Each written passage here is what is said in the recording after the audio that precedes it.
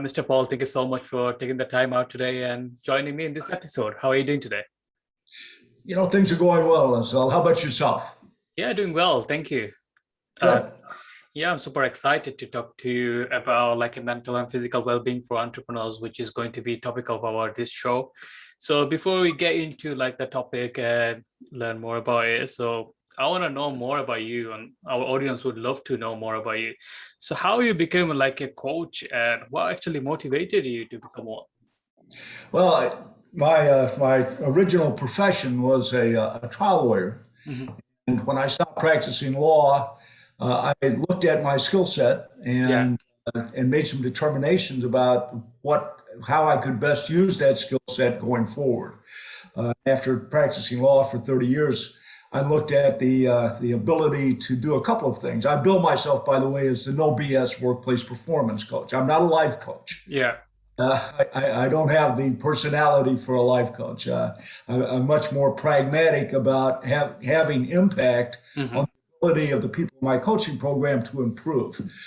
So I took a couple of looks at my skill set, decided that there were two essential elements that I thought would actually make me a good coach.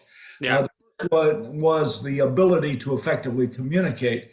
Trial lawyers need to establish appropriate communication with their jury. And this means that you need to be able to use that communication skill set to convince and persuade, not force. Yeah. And I thought, okay, I would imagine that most leaders who think they're really good communicators aren't. Hmm. I think a lot of leaders believe that they communicate by telepathy. Yeah. If they think it, you should know it. And that's not the way it works. So I looked at that and said, I think I can bring that to the table. And I also decided that coaching to me is a difficult experience for both parties. Right. At first, I don't believe that you should enter into a coaching, and let me be very personal about this. You should not come to me with small issues. Hmm. I believe that if you want to enter into a meaningful coaching relationship, you have to have big goals, big issues that you want to address. You have to have a vision. Yeah. And coaching, a coach should be able to help you achieve that vision. So I put myself into two categories. This will sound a little weird, but it makes sense. The first one was I decided I wanted to be a fool. Now Right. that sounds weird, but the reality is, Yeah. in the Middle Ages, the fool was a trusted advisor to the king. And because they were looked at as being crazy, they had the psychological safety to tell the king the truth. Hmm. I believe that every leader needs to hear the truth, and I believe that the higher up the hierarchy a leader goes, or Yeah. you entrepreneur, you have a filter. Every time you move up, there's a filter between you and the truth. And people are afraid to tell leaders the truth because they feel there's going to be a negative backlash. Hmm. A coach has that opportunity, a very unique opportunity to tell a leader the truth. First, as a coach, you should not be employed by the person you're coaching. Yeah. That destroys the coaching relationship from my perspective. I know that internal coaches really believe they can do a good job. I still believe that there's an element of I'm not going to tell the boss Hmm. something he doesn't want to hear because he's not going to like that. And if he doesn't like that, he's not going to like me. If he doesn't like me, I'm not going to get promoted, get a raise, or I might get fired. Yeah. So you've got, as a coach, you've got to be willing to take the risk of losing a client if they don't like what you have to tell them. So my contention was, I will be a fool Hmm. and I will tell you the truth as a trusted advisor. Now, if you don't like the truth or you don't like the way I deliver it, we can end our relationship. But I'm okay with that because that's my function. Right. So because I was a trial attorney, I have a very tuned BS antenna. Hmm. I could tell when somebody's lying to me or not telling me the truth. And my contention is because I can recognize that, I call it out. Right. So being a fool was a part of it. But the second part of it was I actually have a client who described me as a Sherpa. What is that? Short pump. The deal with the Sherpa is that if you're climbing a mountain, Mount Yeah. Everest is our example, you can't do it on your own, Right. right? You need to Yeah. have someone who has the experience to help you climb the mountain. Yeah. Now, I'm going to carry your stuff for you, but I'm going to carry my stuff and I'm going to carry and help you get up the mountain. We're going to do this together. It's a team. Yeah. I'm a fool and I'm a Sherpa. And that combination makes me a very good coach. However, I also believe that I'm an acquired taste. The people don't coaches people who want to be coached.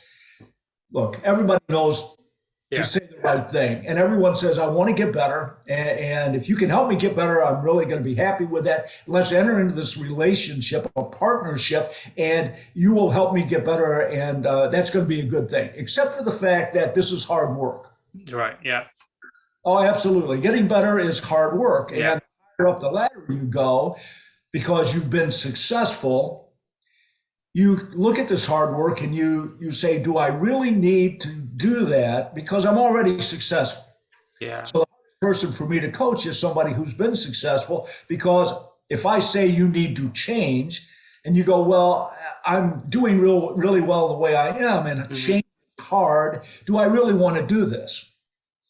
So my contention is that of all the people that are referred to me, only 20% ever get into the coaching program, because I tell them up front how hard it's going to be. Yeah. And they go, okay, but what does that mean? And I say, okay, this is what it means. If we're going to enter into a coaching program and I'm going to give you my time and you're going to give me your money, two things have to happen. We both have to be committed. Yeah. This is not to be taken lightly. I don't believe coaching for a big goal is something to be taken lightly. And I say, all right, I need to have skin in the game so you understand we're partners. My skin in the game is this. I'm not going to take any money until we have achieved the goals that you tell me you want to set. Yeah. First, if you tell me you want unrealistic goals, I'm going to tell you that's not going to work. You really need to reevaluate. But once we've established what your goals are, then we establish a time frame, normally 12 months. Okay. And I tell everybody, look, I'm an acquired taste. So the first month, we're going to see if this actually works. We're going to go through a call every other week. Yeah. And we're going to talk about developing an action plan and then achieving the action plan. I'm very pragmatic about this. Once we've established what those goals are, then at the end of the year, if we together have not met those goals, I don't get paid. Right. Now, to me, that's my commitment, my skin in the game that says to you, I really believe in this process and in your ability to do it. Because if I don't believe in the process and I don't believe you can do it, I'm not going to get paid because we're not going to do it. Yeah. However, I also believe that you need to be committed. And so the deal is this: once we agree on this process and you engage in that process and you decide it's too hard, Yeah. and you back out, then you pay me for the full year. Right. Only 20% of anybody who comes into my coaching, anyone who comes to me, once they hear the deal, they really like the fact I'm not going to get paid. Yeah. But when they find out they're going to have to pay, they back out. Too hard. Okay, I'm good. By the way, I don't. I have no problem with someone saying you're not for me. I'm going to go to somebody else. Absolutely. So anyway, that's my coaching program. And it is my commitment to helping people get better. Yeah. Because that becomes my legacy. Yeah. Yeah. And I think everybody needs to develop a legacy in their life. I don't know why you wouldn't. Every day you should be building a legacy. My legacy is built through the people that I coach that get better and therefore positively impact others in their team, their organization, their customers, and those people around them. Because if you become better as a leader, it bleeds out into every aspect of your life. Yeah. The community. One of the problems that I feel, when I address this, it's like I understand that you want to get better so you can be a leader as an entrepreneur or as a leader in an organization.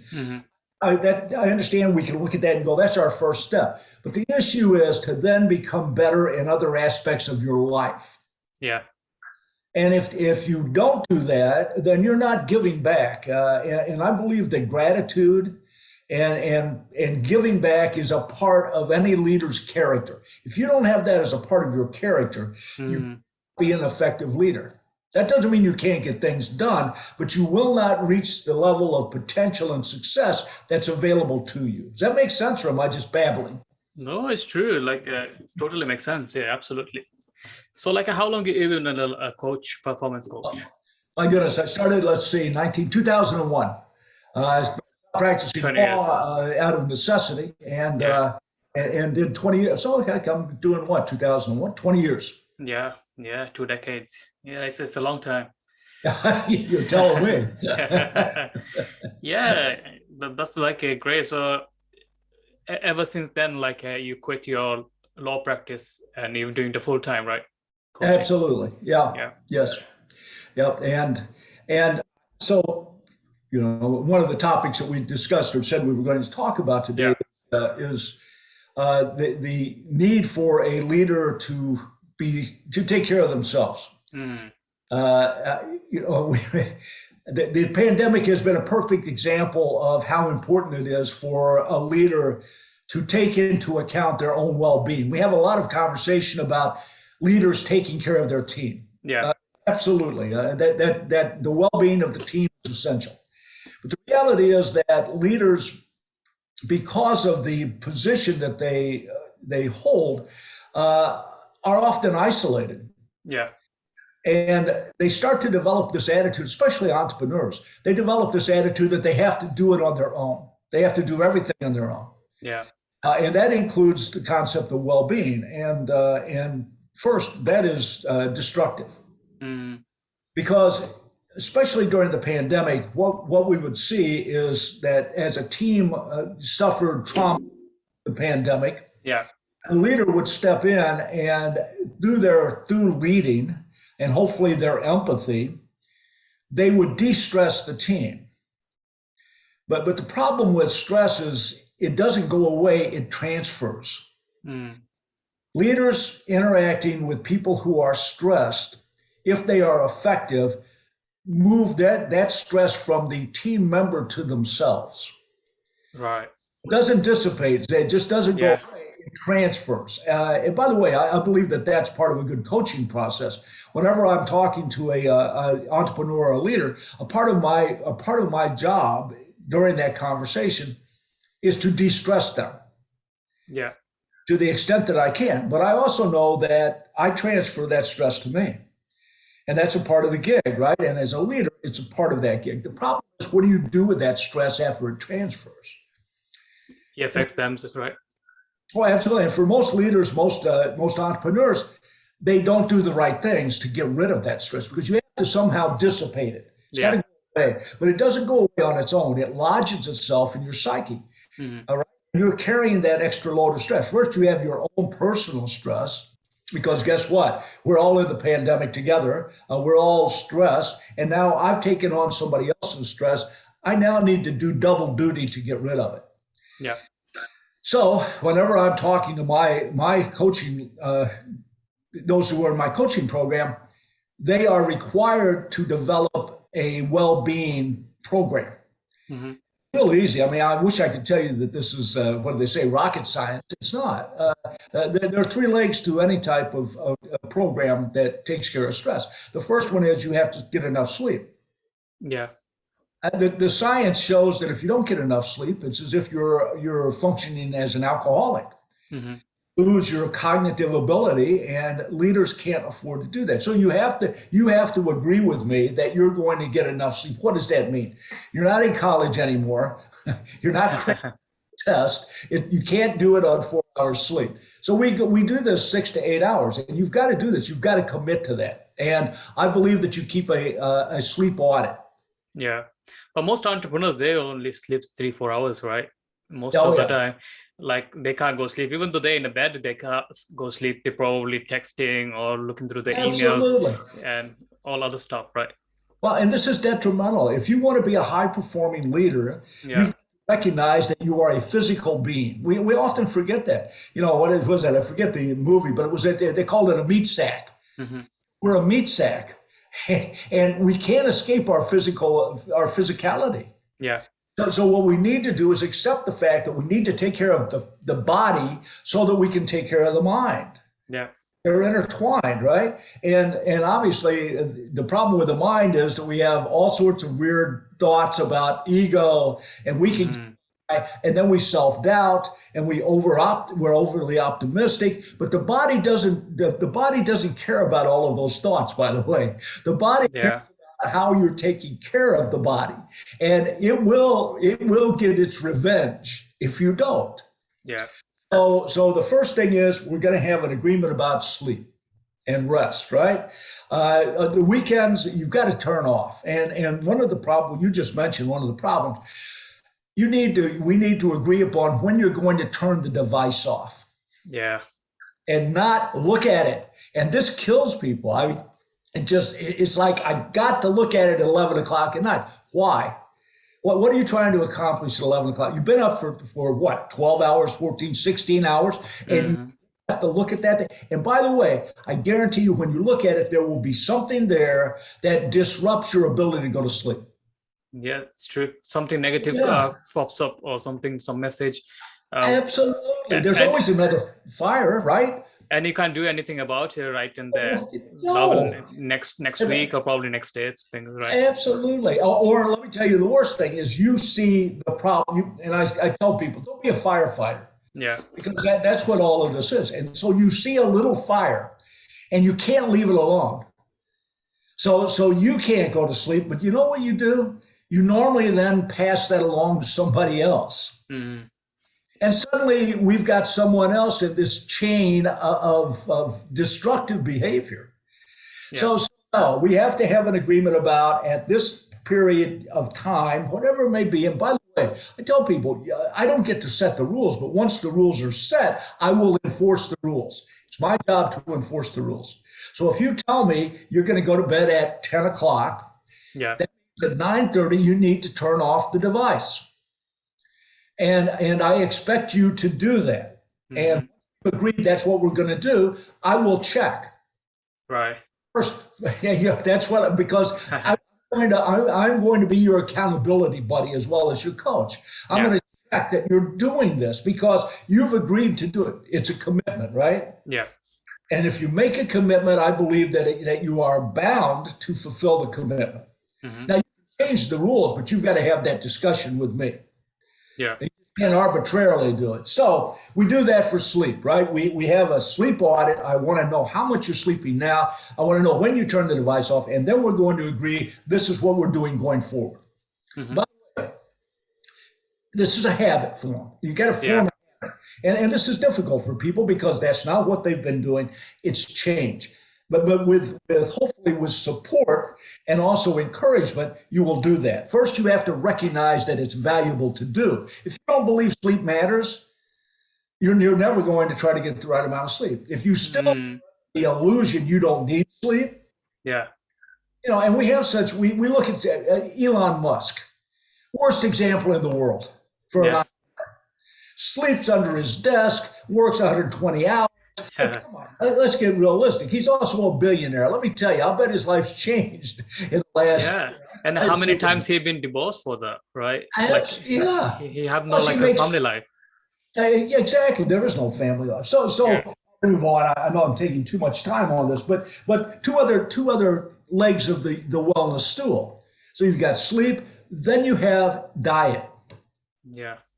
I tell people everyone believes that the pandemic gave them the right to eat and drink bad stuff. I mean, comfort. I call it the pandemic pounds. Everybody put on 15 pounds. Why? Yeah. I'm so stressed. I need to eat. It's my reward. I want mashed potatoes every night. I'm okay. Guess what? At some point, you need to eat appropriately, and you need to not drink.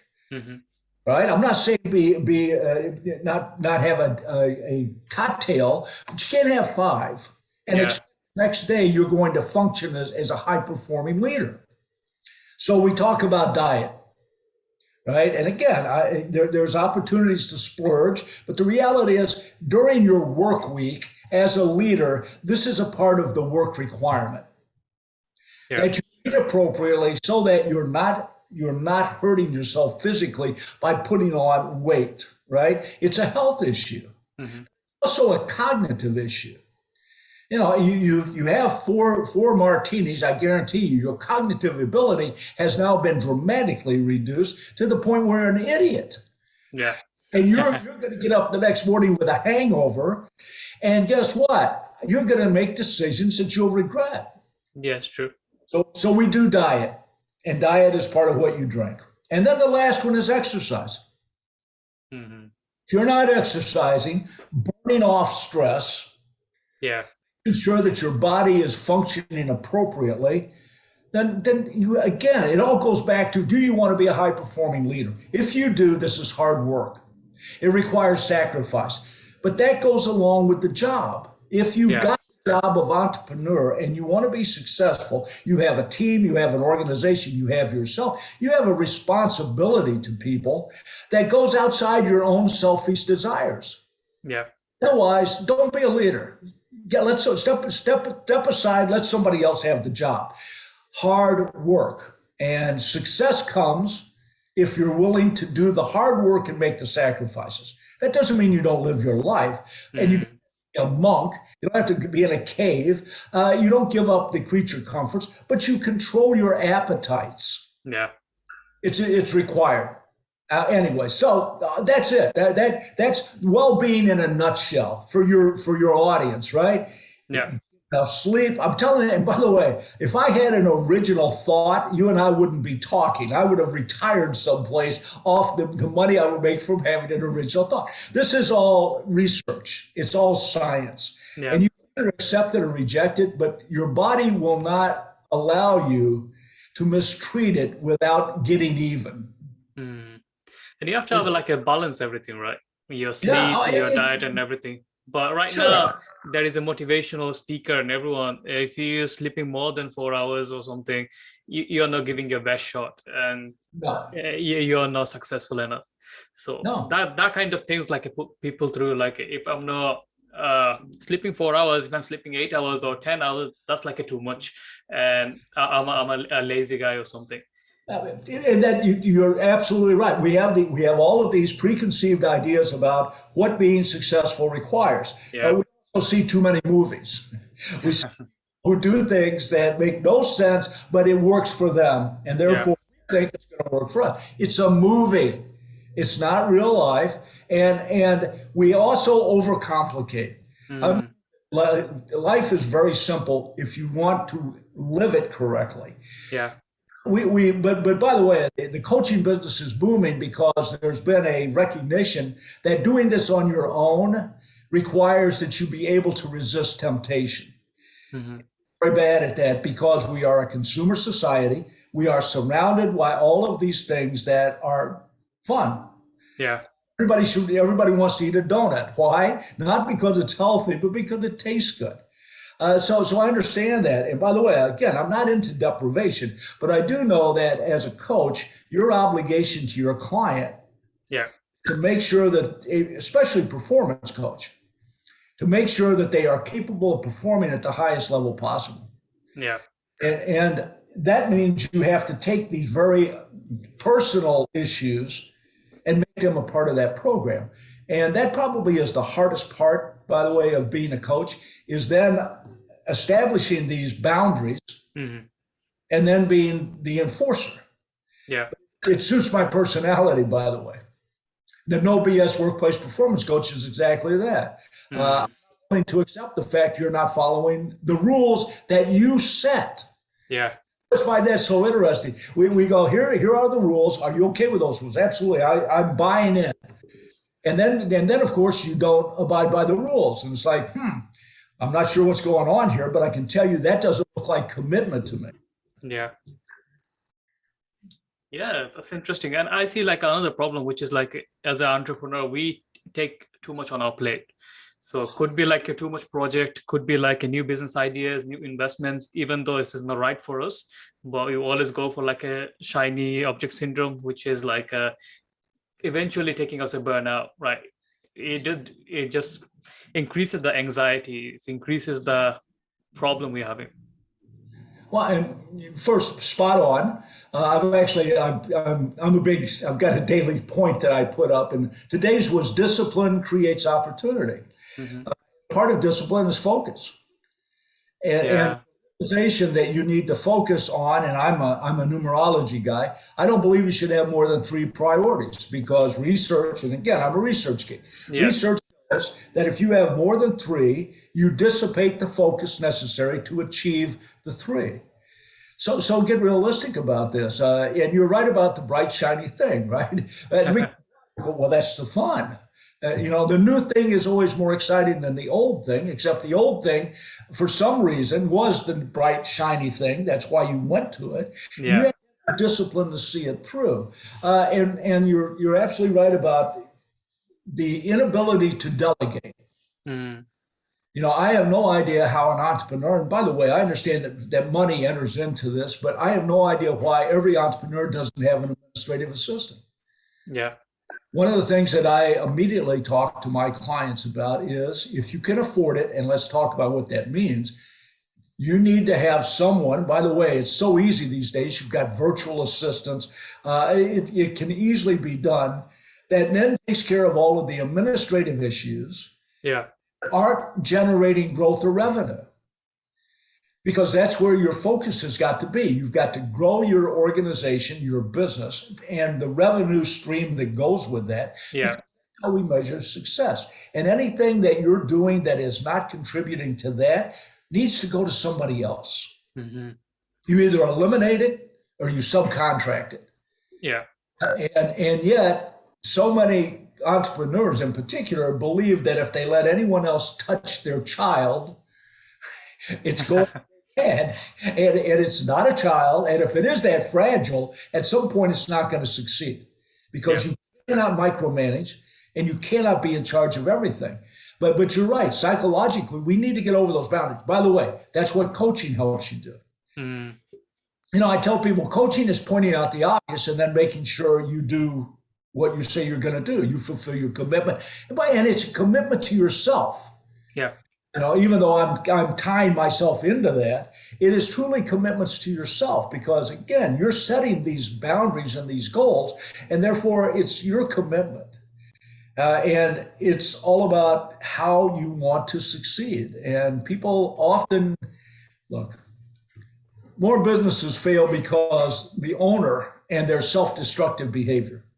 Yeah. Having a good idea and implementing a good idea is hard. That the transfer of thinking about something to actually doing it is difficult. And once Yeah. you start doing it, then you don't want to destroy what you're doing. But and look, I also believe in blind spots. I think Hmm. everybody has them. They're built into our personality, the way we were raised, who we are, our experiences. And those blind spots are, by definition, something we can't see, Yeah. but others do. And our blind spots create self destructive patterns of behavior. And we are triggered. So you've got a and whatever that blind spot is, there is someone out there. There's an action that will trigger you, and Yeah. it will then set off a pattern of self-destructive behavior. You can't see this because, by definition, you can't see a blind spot. You need someone that you trust to point it out, Hmm. to understand your behavior and why you do it. And once that relationship allows that level of intimacy, Yeah. that's where you start to see the value. Yeah, absolutely. And another thing, like I wanted to ask, obviously, your mental and physical well-being for entrepreneurs, the topic is, and again, that's kind of related to this topic as well. Is there like we get oftentimes like obsessed with our goals and tend to be like in a kind of stress level, get depressed, like New Year is coming up, the 2022 is just near there, so a lot of entrepreneurs gonna set their new goals and everything. And most people, like they had a set goals for this year and maybe they only achieved half of the or 70% of the, even though they didn't achieve the 30%. That's why they're really upset and probably not going to set a goal for next year, or even though they're not motivated anymore. So those who like are supposed to, they should set goals or like a focus on the process. Well, so a couple of things. First, another thing, and I'll keep talking about what a coach is supposed to do. Yeah. Another thing is to periodically remind the person how well they are doing. Hmm. Because caught up in the day-to-day hustle and bustle and the Yeah. fight fires, we often forget how much we've accomplished. We don't celebrate enough Yeah. because we've got that nose to the grindstone. We never look up. We just keep moving ahead. And the reality is that you need to periodically take a break, take a breath. Mm. And every quarter, my clients and I have a coaching session that's based off of how much they've accomplished. Right. And we go through the list. We actually make a list that's part of the homework. After every coaching session, there's homework, Yeah. at whatever it may be. And when we get to that portion of the quarter, it's like, make your list of what you've accomplished. Because I've got a list. I'm going to have my list too. Mm. And we're going to compare our list. And I'm going to tell you how important it is to recognize how much you've achieved. Yeah. By the way, to-do lists are terrible. I hate them. I like the not to-do list myself. Here's the things I'm not going to do because we figure out the things we're supposed to do. But anyway, everyone loves their list. Yeah. And of course, they put stuff on that's an easy check off. But that's okay. If psychologically it makes you feel better. But regardless, we once a quarter, we review. Right.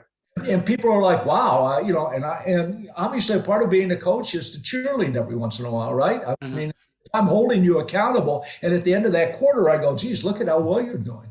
Yeah. You've lost that 5 pounds. You've been exercising. Let's talk about all the physical stuff. And then let's look at the accomplishments at work. Here's what happened. Boom, boom, boom. And I guarantee you that people are amazed Yeah. when it's pointed out to them that specifically how much they've gotten done. Right.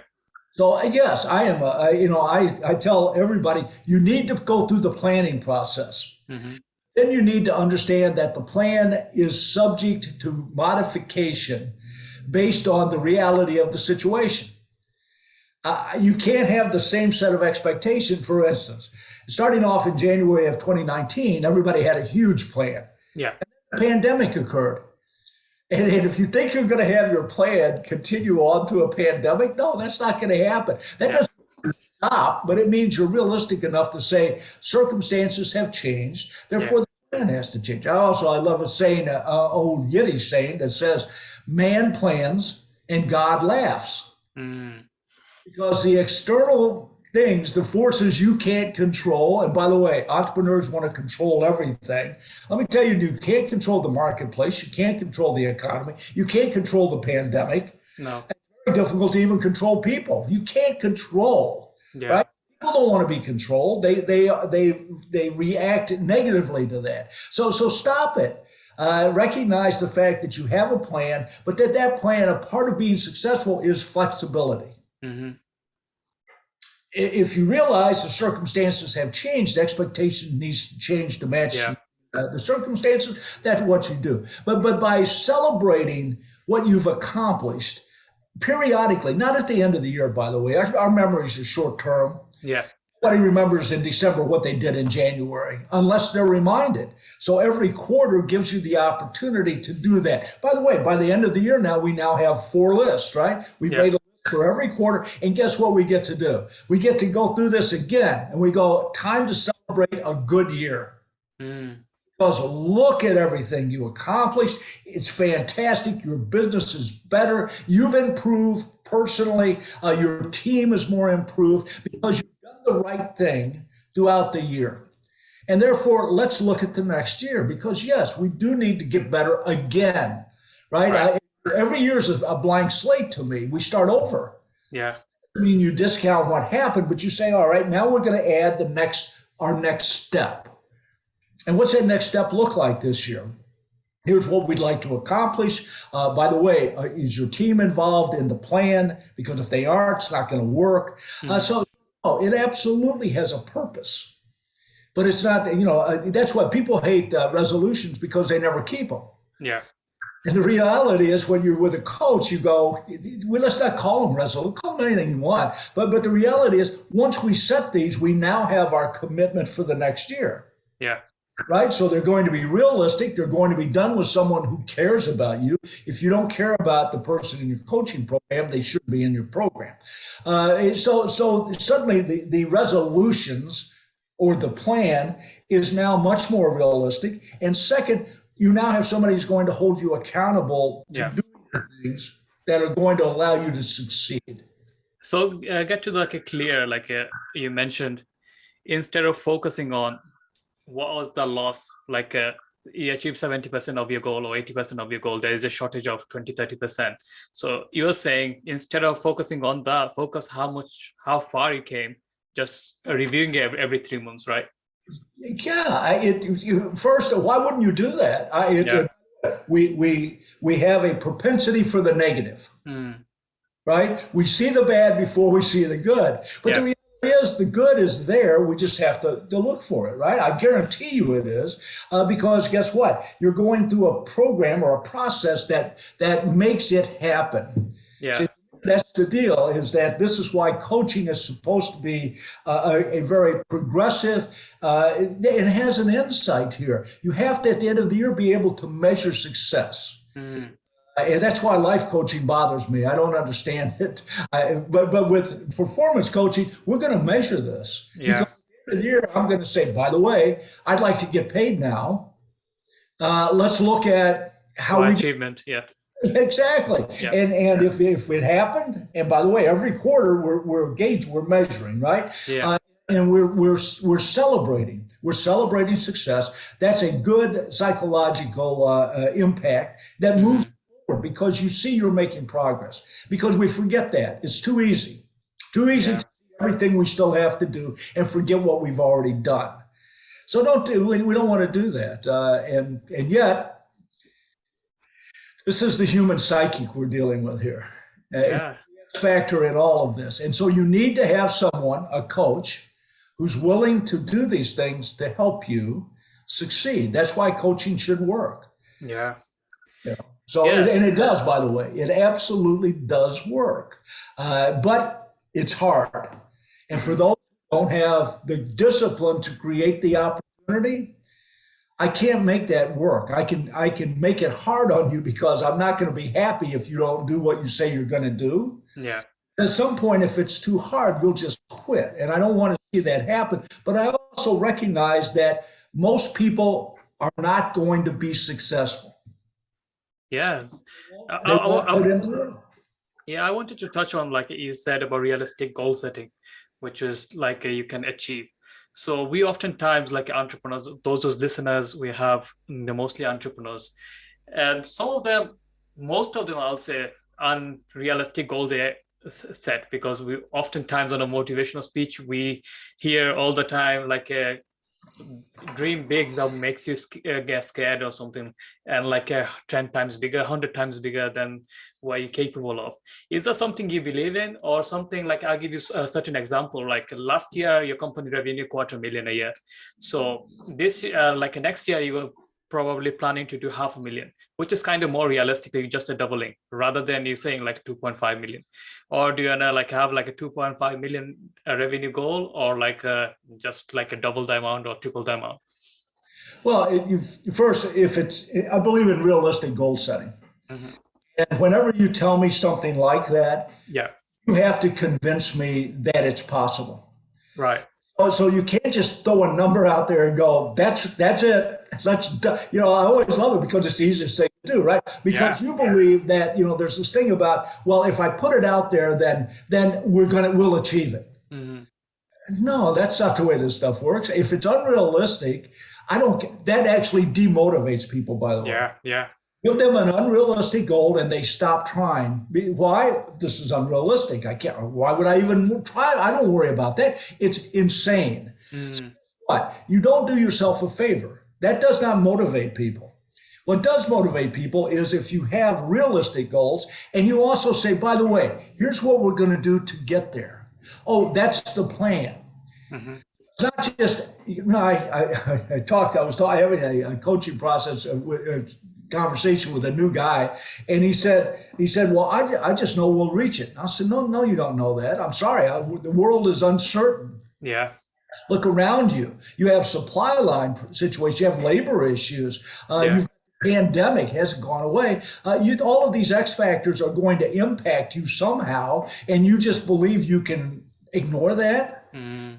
You don't get to ignore that. You need to take that and make it a part of the process. So the concept of having a goal, and by the way, everybody goes, well, let's have a stretch goal.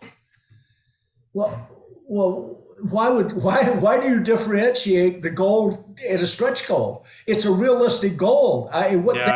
Yeah. And you need to be able to tell the person you want. By the way, we now need to make sure that the people that are going to make the goal happen actually first have input into it. Mm-hmm. Second, believe it can be done. So the stretch goal is irritating. Yeah. I don't the terminology bothers me. It is a realistic goal, guys. This is what we're going to do. By the way, if we do more, whoa, let's celebrate, right? So I'm okay with, well, if it happens, we get there. I'm okay with that. So there's a psychological thing, I think, for entrepreneurs about if I set a goal, yeah, and they can do more, then they're not going to do more because I've set the goal. Mm-hmm. Well, if it's a realistic goal, you've taken into account what's possible.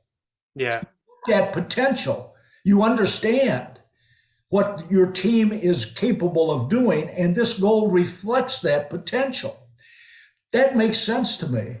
So you don't have to have a stretch goal. Why would you have to have it? You've already taken into account potential and possibility and turned it into reality. That's what this is about. And also your goals got to be, again, if suddenly we're faced with another pandemic, yeah, you need to immediately say, well, let's change that. Right. Yeah. Right. And often we decide not to do that because we're just going to power through. Mm. Burn your people out. They stop participating. They leave. The Great Resignation. Why are 24 million people leaving their current jobs? Because it sucks. Yeah. What they've been asked to do sucks. And they leave. They go, well, I'm tired of this bullshit. And therefore, I'm going to go someplace else. Hopefully, it'll be better. By the way, a lot of times it isn't, but that shows you how much a leader has failed when his people leave him. Yeah. Isn't that a sign you're doing something wrong? By the way, I love the fact when somebody leaves, they go, well, they weren't that good anyway. My response to that is, why were they working for you in the first place? Yeah. They weren't any good. Yeah. Don't do that bullshit. They were there because you couldn't find anybody better or you weren't looking. So guess what? It is your failure that caused them to leave. It's true. Yeah. So Paul, thank you so much for coming to the show. We're running out of this time. So those who's listening, if anyone wants to work with you or reach out to you, how they can find you? I'm simple. It's paul@paulglover.com. You can go to my website. Obviously, the phone number is there. And also, I've got my profile on LinkedIn, Paul Glover Coaching. Marcel, it's been a privilege to talk to you and to your audience. I think you do great work. And thank you so much for this opportunity. Thank you so much. I really appreciate you coming to this show. And yeah, I learned a few things from you as well. And it was a great pleasure to you being here. So I wish you good luck with your coaching business, also your life as well. So I wish you Merry Christmas and New Year, because I don't know we're going to talk on soon. So yeah, so take care of yourself. You also, Marcel. Enjoy your holidays. Thank you. So that's a wrap, guys. Thank you so much for listening to this show. So if you want to reach out to Paul, go visit his website. Also, here's the LinkedIn. And yeah, till then, stay safe, stay healthy. I'll talk to you in the next episode. Take care, everyone.